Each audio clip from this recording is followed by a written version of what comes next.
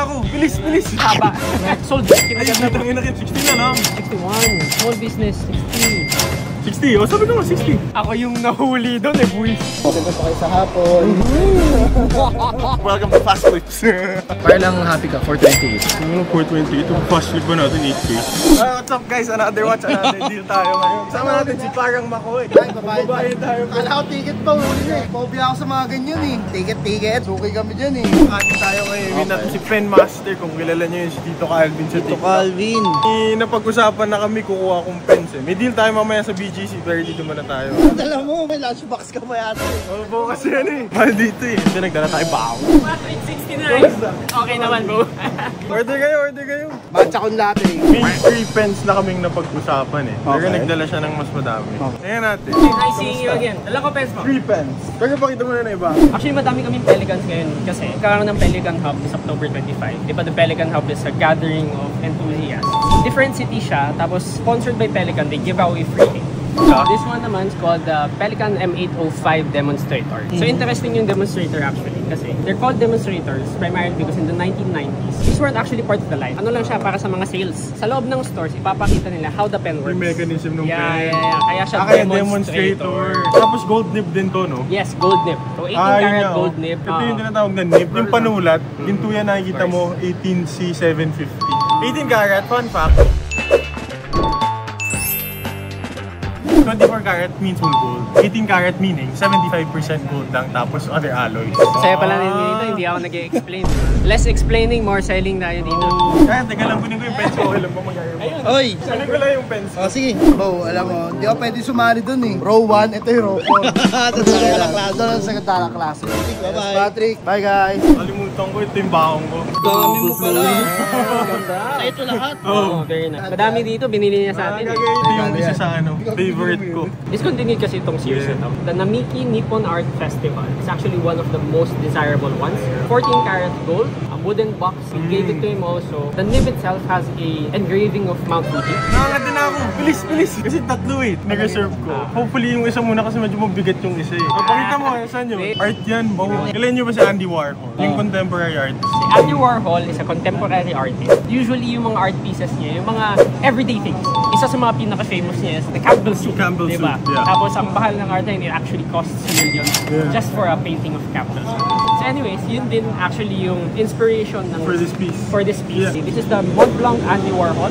Part siya ng Great Character series. Complete box and papers. Special edition of 25. So discontinued na. Actually, this is one of the more desirable editions. Okay, so here's the pen. Ayun. Entire thing is actually the cap. As mentioned earlier, di ba, yung Campbell soup, it's engraved actually or embossed on the body. Pero ang bigit niya talaga, as in bakal to. Haba. Sold. Ay, kinagat ko. Kinagat niya po. Magkano ba to? Kinagat mo? 65. Nego pa yun, bakal siya. Tapos yung sa finial niya is yung Mont Blanc logo. Ayun yung binabayaran mo dyan. Kumbaga sa Rolex, yung crown yung binabayaran mo. Ito yung isa pang natripang ko, yung nib niya, may dollar sign. Mga kumpere. Pen is part of the Great Character series. Meron din Muhammad Ali, Enzo Ferrari, and things like those. 14 karat gold nib, metal yung cap niya. Talagay, art is what you can get away with. So yun mga Ganda ng line, sinasabi eh. Actually, so what's nice, it's yung old stock piston filler na rin na siya. Piston filler yung ginaganon dito. Magkano to?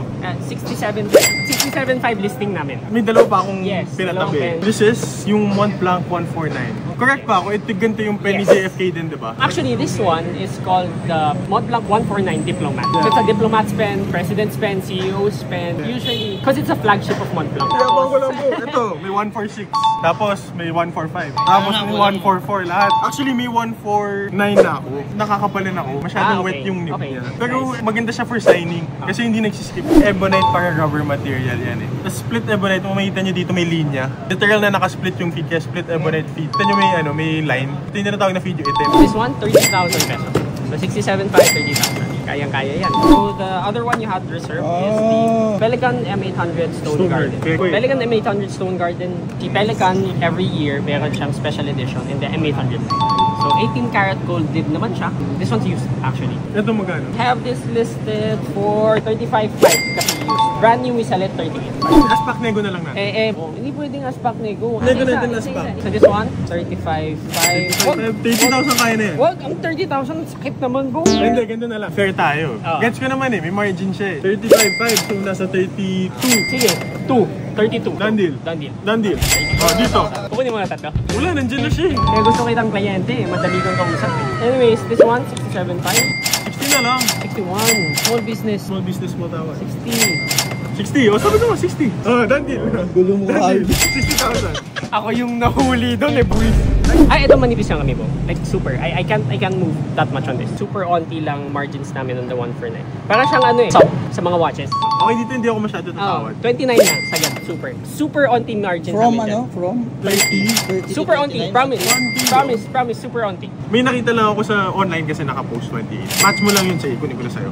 Sige, tatlo na naman kunin mo. Kasi may nakita ako online, 28. 8,000 plus 60,000 plus 32,000. Laki ng natawad mo. Never kong naisip sa buong buhay ko na nagastos ako ng 20,000 saan. Minsan hindi nila nagigets Bakit, yun yung mahal na pen. Alam na nila kumbaga aware na sila Oo, nagigets nila na, okay, mahal din yung pen. So parang yung sinasabi nga ni Hype, mahal yung pen mo, binavalue mo yung client. May value yung pinapang-sign mo lang. A lot of people ask from us, ba't ako bibili ng mahal na ballpen? Hindi naman ako nagsusulat. And that's the point. In age na digital age na tayo, at least kung magsulat ka, at least maganda yung ballpen. Sige, done deal. 120,000. 120. Online transfer na lang. Sure, brother. Done deal. Done deal. Really appreciate it. Thank you. Okay. Thank you. See you next time. Bye guys. Okay. Thank you.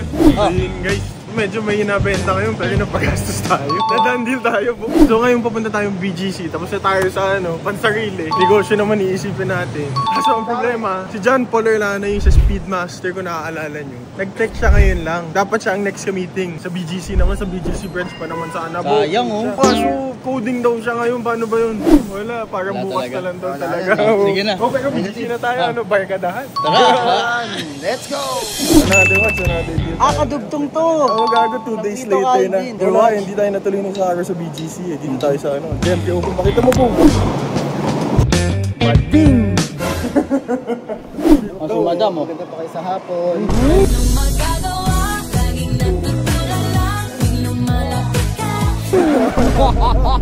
Bili tayo ngayon ng Oyster Perpetual 36 na money green dial. Medyo rare siya kaya ako lang papatuloy. Medyo mataas yung asking pero first time ko makakita kaya wala, lanat ko pang go. Boss kay John Paul. Ayun. Yun Kita nyo kung gaano kasi pagsipag Gentry Open, nagtatrabaho. Let's go! Gago, the work never stops. Taga lang kasi si John Paul, yung kadil talaga natin.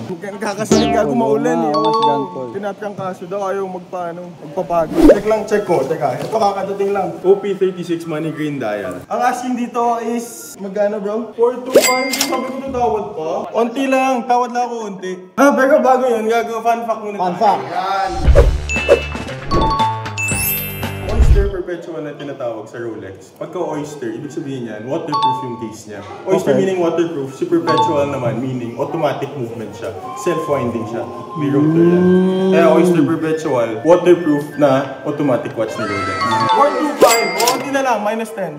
415 done. Dagdagan mo bang konti? Magkano? Kasi walang green tag Yung sa green tag kasi, dun mo lang malalaman yung specific dial na original sa watch. Magkano siya mo? Ha? 420? Sige boss, done deal. 420. Pwede ba transfer na lang? Wala akong dalang cash Online na lang. Done deal. 126,000 reference OP36. Money green dial, bought for 420,000. Thank you bro Send ko na lang sa'yo. Thank you, bye-bye. Sige boss, okay na. Done deal. 2,000!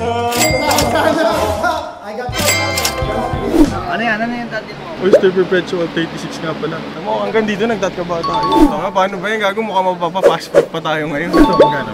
405, 455. Para lang happy ka, 428. Ano 420? Ito, fast food ba natin? 8 Sorry lang. If AJ wins, that's when I get 430. But if the other guy wins, you get 435. Better odds for you. Welcome to Fast Flips.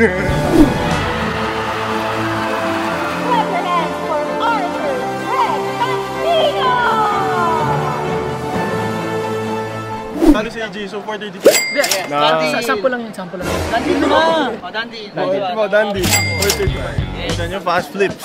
Dandil. Happy solo, happy. Happy ending daw